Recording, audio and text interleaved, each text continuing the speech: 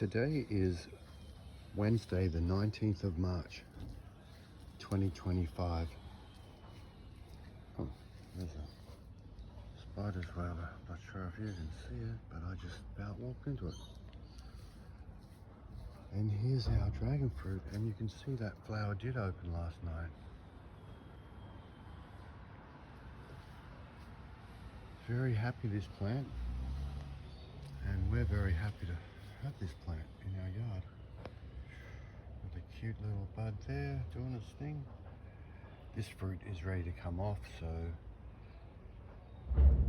we will harvest this fruit in the next day or two, and I will take video of that.